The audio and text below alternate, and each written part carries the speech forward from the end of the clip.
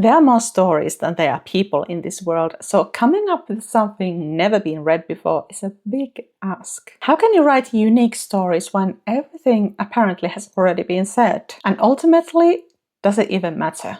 Keep watching to find out. If you're new here, hi, I'm Katri, I'm your new writing bestie, and this is Protagonist Craft, the place for people like you who are kind of obsessed with that whole writing thing. If you still don't yet have your best story idea, whether it's unique or not, you're going to need my completely free idea workbook, so check the link in the description, I don't know what I'm doing here, and get it. You're going to need it and you can thank me later, or rather your future readers will thank me. Anyway, let's start talking about unique stories. So here's a newsflash for you. Basically all stories are about solving some kind of a problem and or changing as a person. Sometimes the world changes instead, but still. When you get to the bare bones of storytelling, there isn't really anything unique there. What if you wrote a story with zero problems where nothing happens and nothing changes? Well, I'm afraid to tell you that people have tried that, but those are not anyone's favorite stories. And actually, does that count as a story or is that just writing? And you might just not know many stories like that because, well, people don't like reading them. And yes, great writing is a wonderful thing. An impeccable command of the language. It's a fantastic skill to have. But here at Protagonist Crafts, we talk about storytelling and about writing stories, specifically writing novels that people actually want to read. So you can't replace a good story with fantastic writing. I mean, you can, but you want an audience, don't you? Yes, you do. You can sort of move around the blocks of story structure, or you can squeeze them or pull them like they're Play-Doh, but the elements of storytelling are still the same. So if there's no escape from the similarities of the inner workings of stories, is there anything that you can do? How about the external stuff? When you think about the when, where, and who of your story, there's a lot of opportunity for uniqueness there. If you're writing a romance novel, you don't need to write about a woman running a coffee shop or a sweet shop or something else feminine and nice. You could write about a woman running undertakers, a truck stop, a convenience store. And the elves in your fantasy novel, they don't need to be all posh and high and mighty. They could be like the hillbillies of your story's world. That said, there's still no promising that your story is going to be unique because there are so many people in the world and someone could have come up with the same idea. But does it actually matter? So sometimes I have seen aspiring authors be like, I'm going to write a story that's in this genre.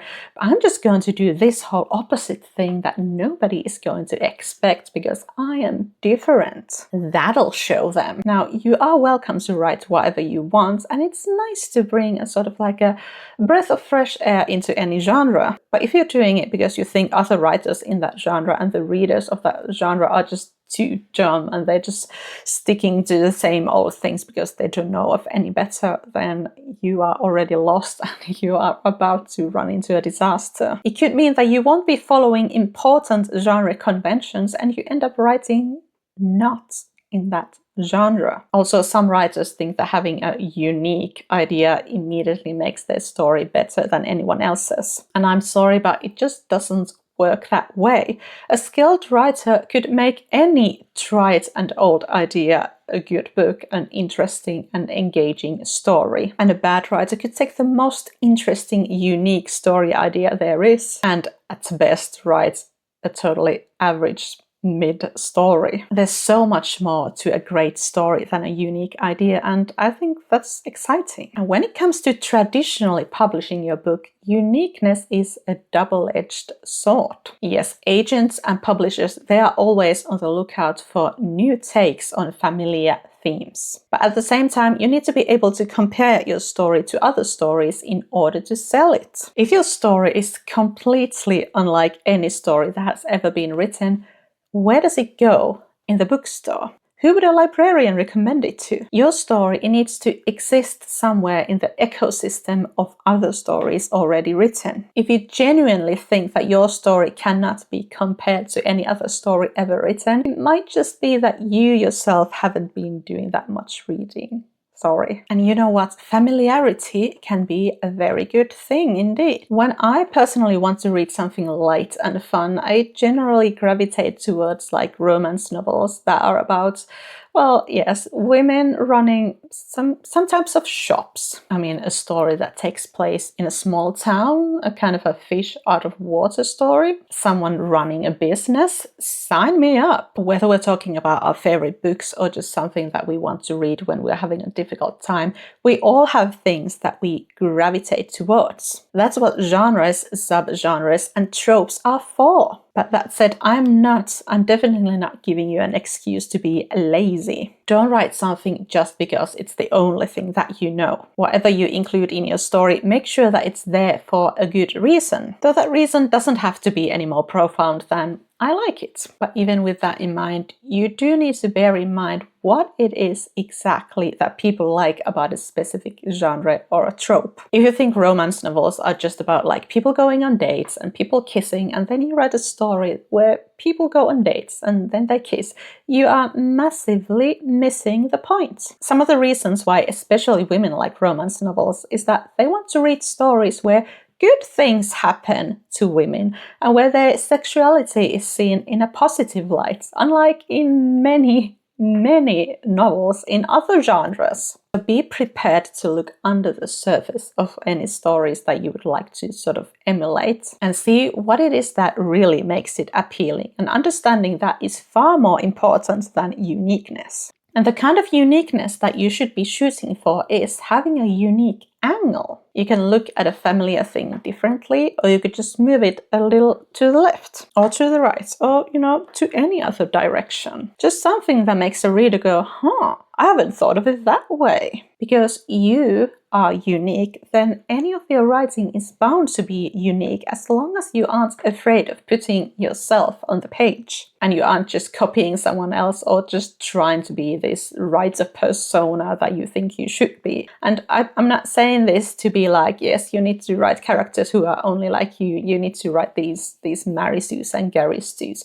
No, it's your unique points of view that we need to see on the page. Where many aspiring authors run into problems is that they're afraid of being authentic in their writing, and that will drain any sort of uniqueness from their stories. Let's say you want to write fantasy, but you don't want it to be like every other fantasy novel out there. Well, magic is pretty much the only prerequisite for fantasy stories, so there's a lot of wiggle room there. You don't need to include evil overlords or bearded wizards if you don't want to. And you definitely don't need to model your fantasy world after sort of like medieval Europe. Personally, I love medieval Europe, but again, not every fantasy novel needs to take place there. Maybe you want to write about a group of young people who want to make a meaningful change in their magical world. Or maybe instead of modeling your setting after medieval Europe or Europe at all, you model it after Australia